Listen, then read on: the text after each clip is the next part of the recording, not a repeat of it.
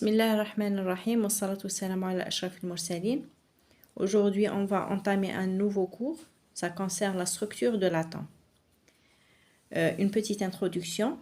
Au IVe siècle, avant notre ère, le philosophe Démocrite a donné la définition de l'atome. Quels sont les constituants élémentaires de la matière?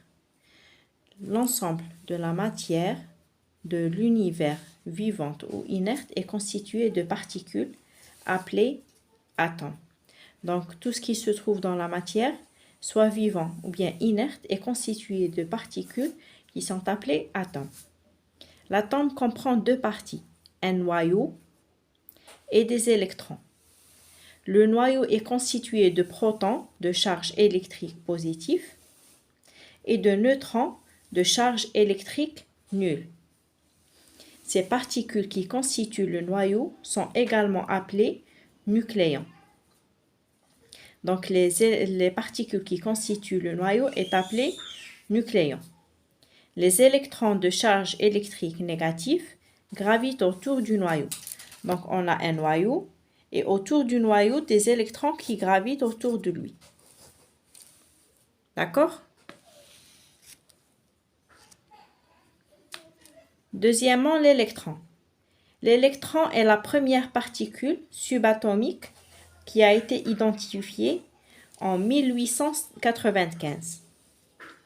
Donc, Millikan a réalisé une expérience qui a permis de mesurer la charge de l'électron qui est égale à moins 1,6 fois 10 puissance moins 19 coulombs.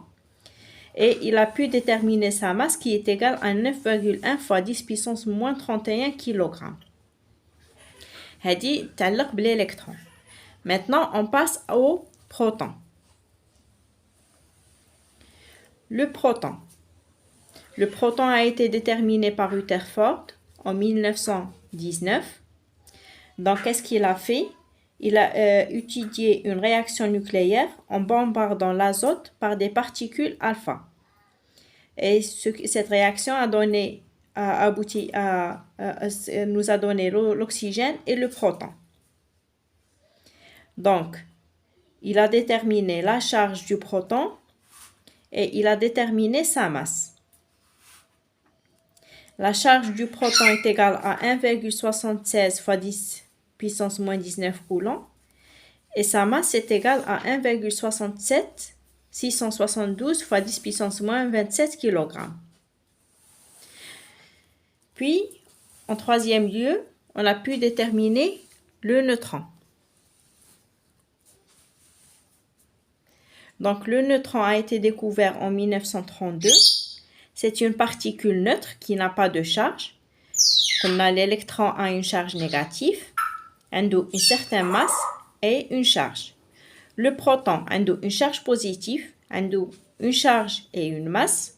Et puis le neutron qui a été déterminé en troisième lieu n'a pas de charge, donc c'est une particule neutre et sa masse est égale à 1,675 fois 10 puissance moins 27 coulombs. Donc, qu'est-ce qu'on peut conclure? On peut conclure que l'atome est constitué de trois particules élémentaires qui sont le proton, le neutron et l'électron. Le proton et le neutron, c'est des particules lourdes constituant le noyau. Donc, le noyau est constitué de protons plus neutrons.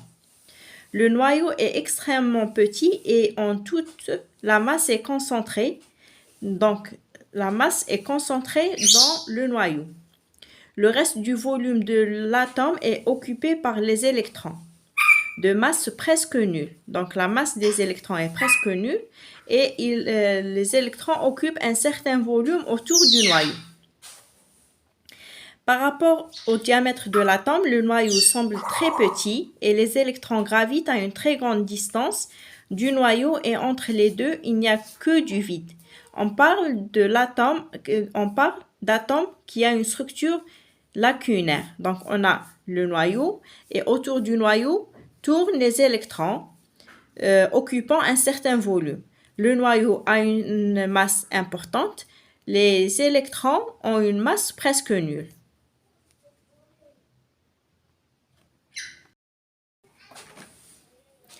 Donc, on a un tableau qui récapitule toutes les données qu'on a citées auparavant. Donc, le proton, nous par un P, sa charge est égale à 1,6 fois 10 puissance moins 19 et sa masse est égale à 1,67 fois 10 puissance moins 27. L'électron, il a la même charge que le proton en négatif et sa masse est égale à 9,1094 fois 10 puissance moins 3. Tandis que le neutron, nous par un N, sa charge est nulle et sa masse est égale à 1,67 fois 10 puissance moins 27. D'accord? On remarque bien que la masse du proton et du neutron est presque identique. Quelles sont les caractéristiques de l'atome? L'atome a plusieurs caractéristiques. En premier lieu, on a le numéro atomique Z. Le nombre de protons qu'un atome est appelé numéro atomique Z. Z, Z, c'est le nombre de protons qui est égal au nombre d'électrons. Donc, في كل ذرة عندنا عدد البروتونات يساوي عدد الإلكترونات. Donc, Z électron est égal à Z protons. Deuxièmement, le nombre de masse. On appelle le nombre de masse A la somme de nombre de protons et du nombre de neutrons. Donc, A واش يمثل اللي نسميوه nombre de masse يمثل le nombre de protons زائد عدد النيوترونات عدد البروتونات زائد عدد النيوترونات. Les deux nombres A et Z permettent de connaître complètement la composition du noyau. Donc, باش نعرفوا la composition du noyau ندو عدد البروتونات زائد عدد النيوترونات نعرفوا العدد الإجمالي الموجود في le noyau. Z, c'est le nombre de protons. Z, c'est le nombre de protons est égal au nombre d'électrons.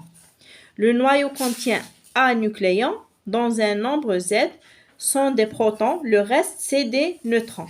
Donc, quand nous avons Z qui est égal au nombre de protons qui est égal au nombre d'électrons, on veut نحسبوا le nombre de neutrons, نديروا A moins le nombre de protons ou bien A moins Z, on peut نعرفوا le nombre de neutrons. D'accord? Par exemple, on va prendre des exemples. Pour le sodium, نرمزولو 23, 11. واش معناتو هذا الرمز؟ Il contient 11 protons qui est égal à 11 électrons et on a 12 neutrons. 23 moins 11 est égal à 12 est égal au nombre de neutrons et on a 11 électrons. Pour le Zn, 56, 30 contient 30 protons qui également contient 35 neutrons et 30 électrons. Le cuivre, on a 63, 29 contient 29 protons. Nombre de neutrons, c'est 63 moins 29 qui est égal à 34 neutrons. Et le nombre de protons est égal au nombre d'électrons. Donc, par cette méthode, on peut déterminer le nombre de protons, neutrons et électrons. Troisième définition qu'on a besoin dans la caractéristique de l'atome, c'est l'isotope. L'isotope, maintenant, نظائر. Les isotopes d'un élément sont des atomes possédant le même numéro atomique Z, mais le nombre de A, le nombre de masse est différent. Donc, كيفاش نعرفوا بلي هاد les éléments ce sont des isotopes؟ لازم يكون عندهم le même nombre Z et le A est différent. On va prendre l'exemple de l'hydrogène. L'hydrogène a 3 isotopes. كاين 1,1, 2,1 et 3,1. Donc رانا انتبهنا بلي A يختلف كل مرة و Z هو le même. Donc في كل مرة عندنا نفس عدد البروتونات عدد النيوترونات مختلف. D'accord?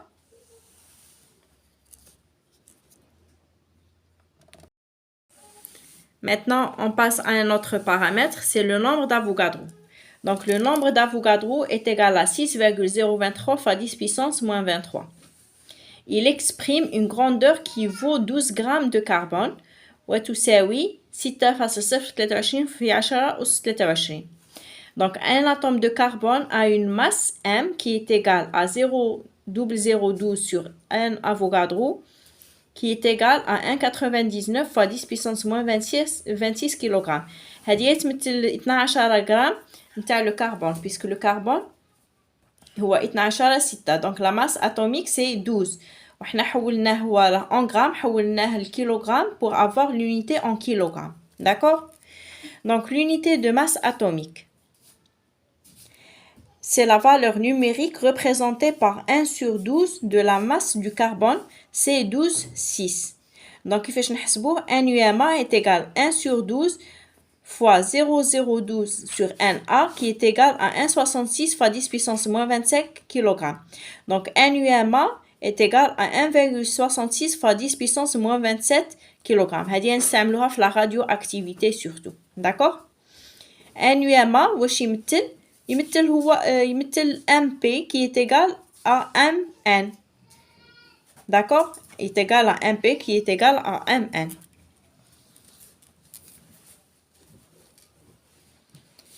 Maintenant, on passe à la masse atomique moyenne. Un élément possède un ou bien plusieurs isotopes. واش قلنا من قبل؟ قلنا بلي l'élément يقدر يكون عنده un isotope sinon plusieurs isotopes.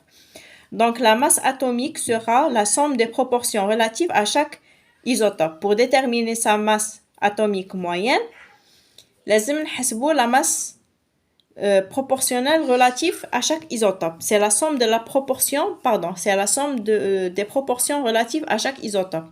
Donc, واش هو القانون؟ M est égal à la somme de MI XI, c'est-à-dire la fraction du premier isotope fois sa masse, plus la fraction du deuxième isotope fois sa masse, plus la fraction du troisième isotope fois sa masse, pour déterminer la masse atomique moyenne.